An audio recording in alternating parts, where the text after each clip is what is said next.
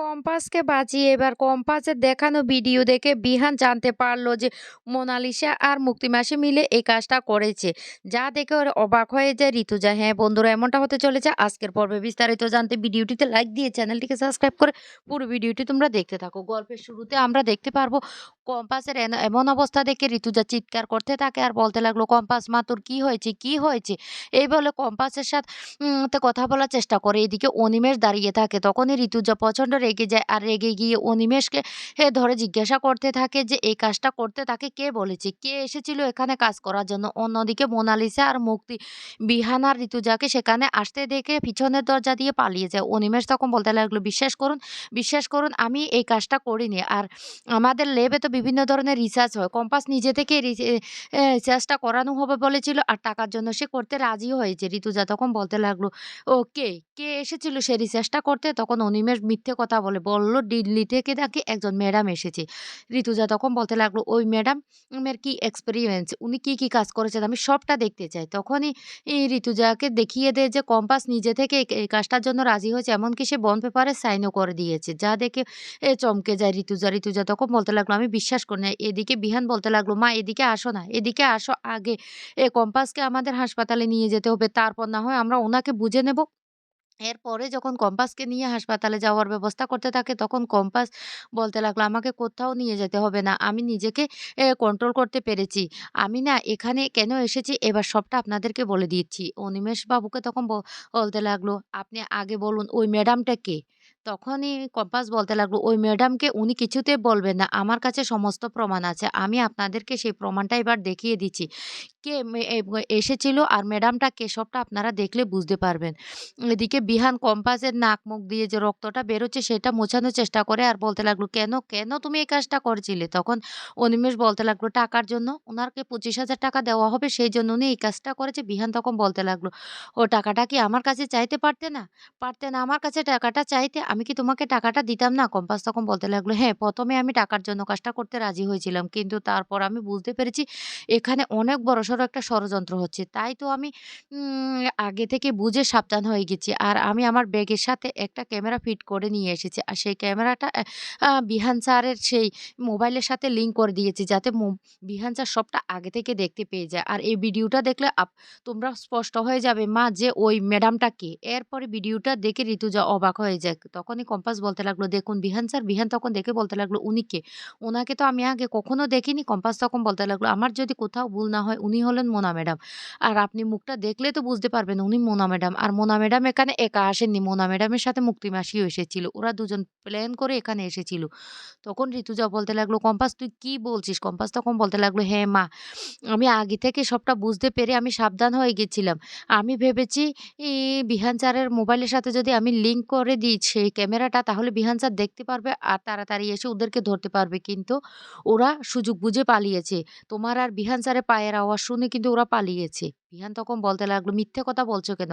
Mona Lisa এই কাজটা কেন করতে যাবে? কেন এই কাজটা করতে যাবে? তখনই কম্পাস বলতে লাগলো, শুনুন বিহান স্যার, আপনার চোখের পর্দা খুলে দেওয়ার জন্য কিন্তু আমি এত বড় একটা ঝুঁকি নিয়েছি। কিন্তু আপনার চোখের পর্দাটা সেই রয়ে গেল। তাই আপনাকে না আমি আর কিচ্ছু বলতে চাই না।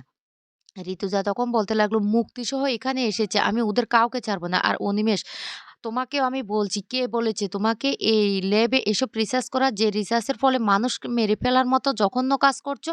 তোমার ল্যাব তো আমি বন্ধ করেই দেব। তোমার অবস্থা আমি কি করি দেখো। আগে আমি কম্পাসকে সুস্থ করি, তারপর দেখো তোমাকে আমি এই ল্যাবে আর থাকতে দেব না। তুমি এত জঘন্য কাজ কি করে করতে পারলে? একটা মানুষকে তুমি মেরে ফেলতে চেয়েছিলে? অনিমেষ তখন বলতে লাগলো, বিশ্বাস করুন ম্যাডাম, আমি এই কাজটা করতে চাইনি। ও তো নিজে থেকে রাজি হয়েছে। তখনই কম্পাস বলতে লাগলো, বিহান স্যার, আমি জানি আপনি আমাকে কোনোদিন বিশ্বাস করেন না। সবসময় আপনি আমাকে ভুল বুঝেন। তাই আপনার চোখের পট্টিটা না আমি খুলে দিতে পারিনি।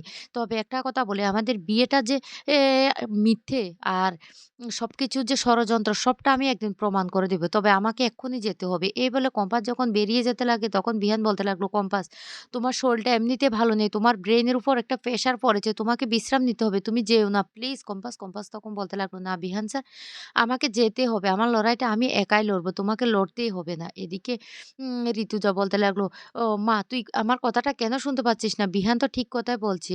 প্লিজ তোকে ডাক্তারের কাছে নিয়ে যেতে হবে। তোর অবস্থা খুব খারাপ।" কিন্তু কম্পাস কোনো কথাই না শুনে তার ব্যাগটা কাঁধে নিয়ে চলে যেতে চায়। আর তখনই বিহান ওর পিছন ছুটতে থাকে আর বলতে লাগলো, "কম্পাস, কম্পাস প্লিজ তুমি যেও না। আমি তোমাকে বলছি, তুমি হঠাৎ করে রাস্তায় যদি মাথা ঘুরে পড়ে যাও তাহলে কি হবে?"